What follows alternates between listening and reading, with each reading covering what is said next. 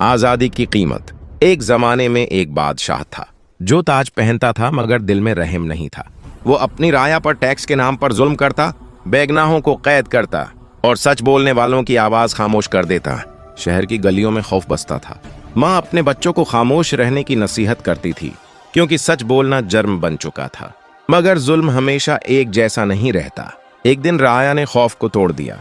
किसान, मजदूर, आलम और नौजवान सब एक आवाज बन गए। उन्होंने कहा, बादशाह के बगैर हम जिंदा रह सकते हैं मगर इज्जत के बगैर नहीं। रात के अंधेरे में जब महल की दीवारें खामोश थीं, जुल्म का तख्त गिर गया। बादशाह मारा गया मगर असल फतह उसकी मौत नहीं थी, असल फतह खौफ की मौत थी। अगली सुबह सूरज मुख्तलिफ था, हवा आजाद थी और लोग पहली बार सीधी सांस ले रहे थे। आजादी मिल गई थी और इस बार किसी एक की नहीं, सबकी थी। इस तरह की वीडियोस के लिए इस चैनल को सब्सक्राइब लाजमी करें।